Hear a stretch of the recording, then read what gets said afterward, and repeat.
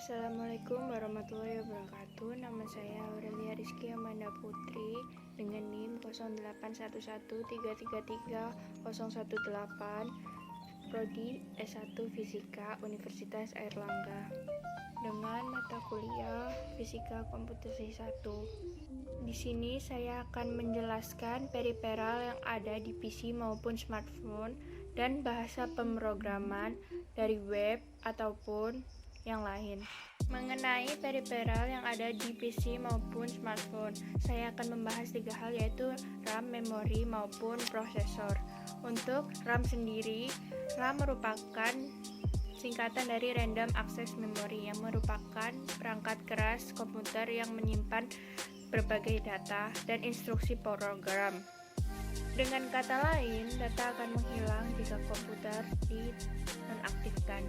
RAM biasa juga disebut sebagai memori utama, memori primer, memori internal, penyimpanan utama, memori RAM stick.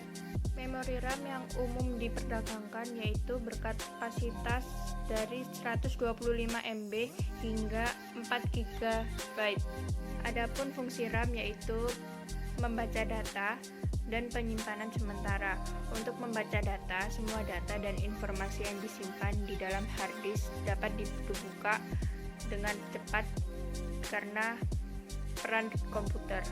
Yang kedua, penyimpanan sementara. RAM juga dapat berfungsi sebagai tempat penyimpanan data sementara saat program komputer dapat dijalankan. Saat kita menjalankan sesuatu, seperti contohnya mengerjakan makalah ataupun laporan, kita harus menyimpannya agar bisa disimpan secara permanen dan tidak hilang dengan hal-hal yang tidak terduga. Jenis RAM ada 10, yaitu DRAM, SDRAM, yang ketiga RDRAM, SRAM, EDORAM, FPNDRAM, Flash RAM, VGRAM, DDR-SDRAM, yang ke-10 yaitu SODIMM. Untuk DRAM, jenis RAM ini merupakan memori semikonduktor yang memerlukan kapasitor sebagai tumpuan untuk menyegarkan data yang ada di dalamnya. RAM ini memiliki kapasitas yang lebih tinggi dibanding EDORAM, namun lebih rendah dibanding SRAM. DRAM memiliki frekuensi kerja yang bervariasi antara 4,7 MHz hingga 40 MHz dibanding jenis-jenis RAM lainnya, yakni kecepatan 100 hingga 133 MHz. RAM ini banyak digunakan pada tahun 1996 hingga 2003. Ciri-ciri RAM ini terdapat 2 celah pada kedua kakinya. RAM ini akan diletakkan pada slot DIMM atau SDRAM di motherboard yang mampu menampung memori mulai 16 MB hingga 1 GB. Selanjutnya RDRAM. Komponen ini diperkenalkan pada tahun 1995 dengan kecepatan 165 MB per sekon. Pada tahun 1998 menjadi 1,6 Gbps. RDRAM adalah jenis RAM yang proses kerjanya lebih cepat dan umumnya lebih mahal dari SDRAM. Jenis SDRAM digunakan dalam perangkat komputer yang menggunakan Pentium 4. Selanjutnya adalah SRAM.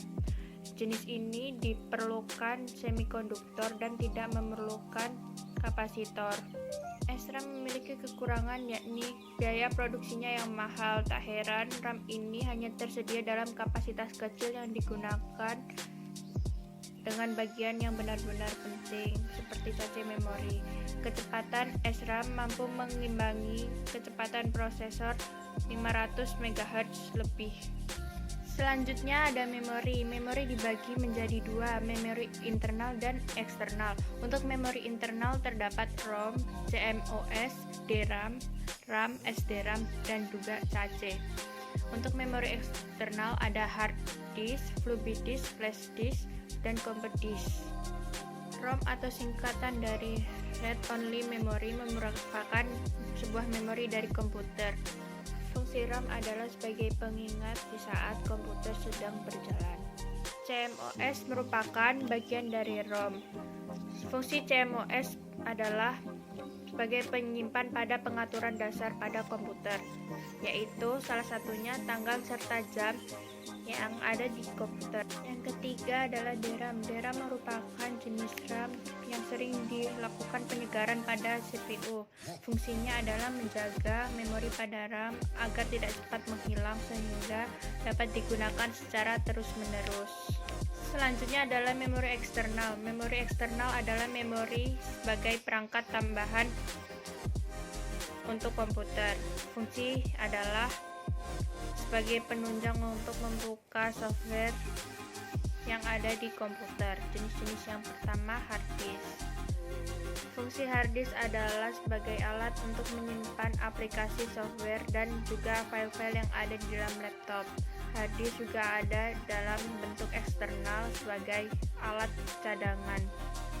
Yang kedua adalah floppy disk, adalah berbentuk persegi dengan adanya cakram yang ada di dalamnya. Fungsinya adalah sebagai alat untuk menyimpan data yang dapat dibawa kemana saja. Flash disk adalah pembaruan dari floppy disk dengan ukuran yang bermacam-macam dari besar hingga kecil. Fungsinya adalah sama dengan floppy disk sebagai alat penyimpanan data yang dibawa kemanapun. Kemudian yang ketiga adalah saya akan menjelaskan tentang prosesor, fungsinya hingga macam-macam prosesor. Prosesor adalah sebuah perangkat keras yang menjadi otak sebuah komputer. Apabila PC tanpa prosesor, maka PC tidak dapat dijalankan. Fungsinya adalah control unit, seperti perpindahan data pada memori utama. Fungsi yang kedua adalah perhitungan aritmatika. Yang ketiga adalah register, seperti tempat mengantri data yang akan diproses sebelum data akan masuk ke dalam memori utama, namun memiliki kecepatan yang tinggi. Adapun macam-macam prosesor, yang pertama adalah Intel. Intel adalah sebuah prosesor mikro yang dibuat dari Intel. AMD adalah prosesor mikro terbesar setelah Intel. Keunggulan AMD sendiri adalah Hyper Transport Energy. Selanjutnya adalah bahasa pemrograman. Bahasa pemrograman terdapat dua aplikasi, yaitu berbasis desktop ataupun berbasis web. Yang berbasis desktop adalah merupakan aplikasi yang mampu beroperasi secara offline, namun harus terinstall pada laptop atau komputer terlebih dahulu. Yang kedua adalah web based. Kita dapat mengolah dan mengakses data ini melalui internet. Aplikasi berbasis web ini sering kita jumpai, bahkan sering kita gunakan. Perbedaan yang paling mendasar dari kedua aplikasi ini adalah letak pada bahasa pemrograman yang digunakannya.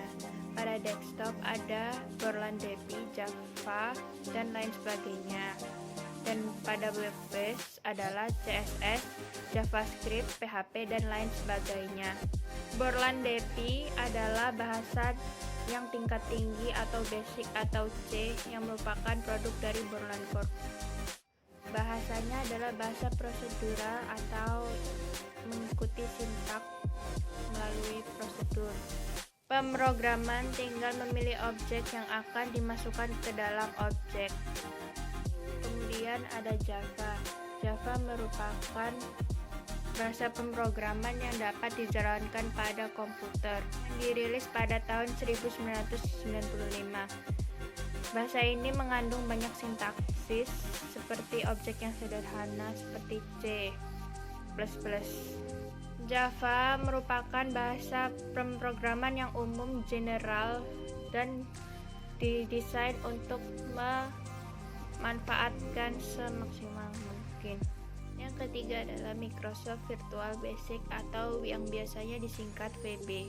merupakan sebuah bahasa pemrograman yang menawarkan integrated development visual untuk membuat program perangkat lunak yang berbasis Microsoft Windows.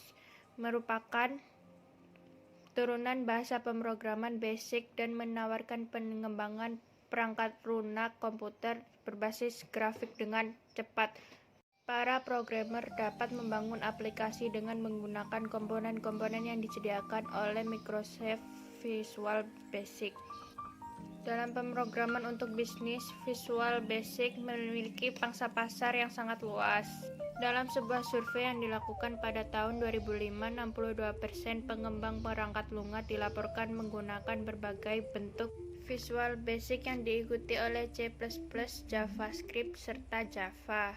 Selanjutnya yang berbasis WES ada CSS. CSS merupakan aturan untuk mengendalikan beberapa komponen dalam sebuah web sehingga dapat lebih struktur dan seragam. CSS dapat mengendalikan ukuran gambar, warna, dan body text. CSS adalah bahasa style sheet untuk menampilkan halaman yang sama dengan format yang berbeda. CSS tidak dapat berdiri sendiri, harus didasari oleh struktur pemrograman yang lain seperti HTML dan PHP. Kemudian JavaScript. JavaScript adalah bahasa yang paling populer di antara bahasa-bahasa yang lainnya dan sering digunakan masyarakat, seperti Internet Explorer, Mozilla Firefox, dan Opera. JavaScript digunakan pada webpage untuk meningkatkan desain, validate form, dan lain-lain. Sama seperti CSS, JavaScript tidak dapat berdiri sendiri dan harus didasari dengan HTML dengan PHP. Perbedaan JavaScript dengan CSS adalah JavaScript mengatur logika seperti validasi pada website untuk mengatur tampilan yang ada di dalamnya. CSS mengatur tampilan pada web tersebut seperti gambar, tampilan, font, dan lain-lain. Kemudian PHP. PHP adalah bahasa script yang dapat ditanamkan atau disisipkan pada HTML. PHP dapat digunakan untuk membangun sebuah CMS. PHP sering digunakan untuk mengatur program pada situs web dinamis. Walaupun PHP sama-sama sebagai bahasa struktur seperti HTML, namun PHP memiliki perbedaan tersendiri. Perbedaannya adalah PHP merupakan bahasa pemrograman pada sisi server yang membutuhkan konektivitas pada database dan hal tersebut tidak dapat digunakan pada HTML. Perbedaan bahasa pemrograman desktop based dan web based. Pada desktop based dibutuhkan grafis yang meningkat. Pada web based tidak dibutuhkan spek grafis yang meningkat atau spesifik. Untuk operasi penggunaan pada desktop based, tidak sembarang aplikasi bisa mendukung berjalannya program ini. Sedangkan pada web, aplikasi ini biasanya berjalan pada semua OS. Asal tersedianya koneksi internet. Untuk penggunaan jaringan, desktop based bisa berjalan tanpa adanya penggunaan internet sama sekali. Namun, untuk web based hanya ada beberapa aplikasi yang bisa berjalan jika terdapat koneksi internet. Tapi jangan khawatir karena juga ada tersedia untuk offline namun tidak banyak.